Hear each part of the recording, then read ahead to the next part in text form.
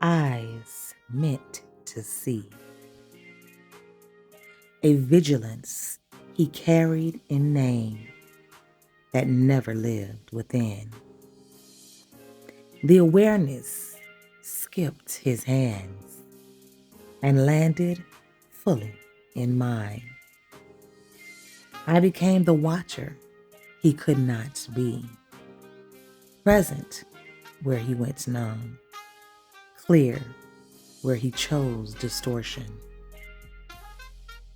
He carried the seed, and I bloomed, quality deposited, not demonstrated.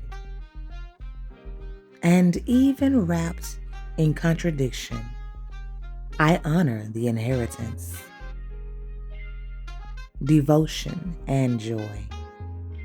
A woman made of feeling, of music in the chest, of laughter that survives sorrow. She taught me how to feel without apology, how to stay soft without becoming small, how to turn emotion into movement instead of shame. Together, they didn't just make a child, they made tension, a contradiction, a becoming. What they developed wasn't perfection, no. It was endurance, survival.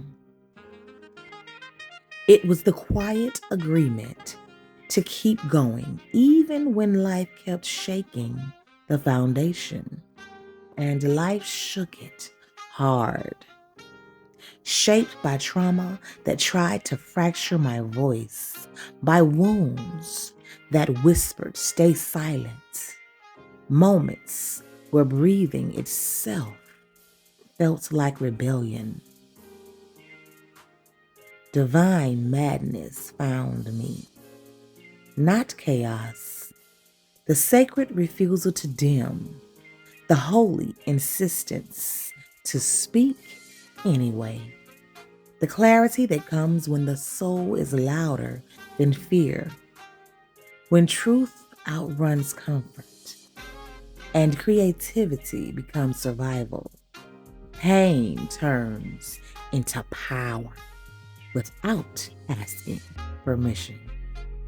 I didn't lose my mind. Oh no.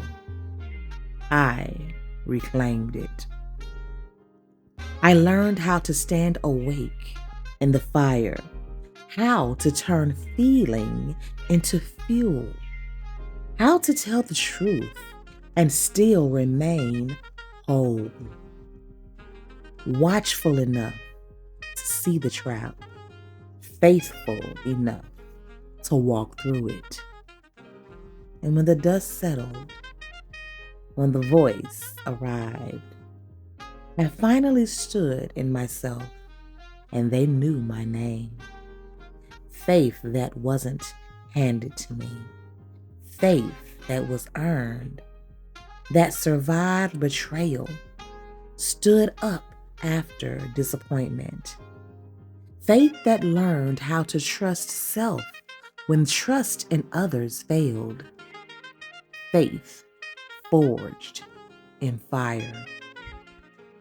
The one who stayed, watched, felt, spoke, and rose anyway.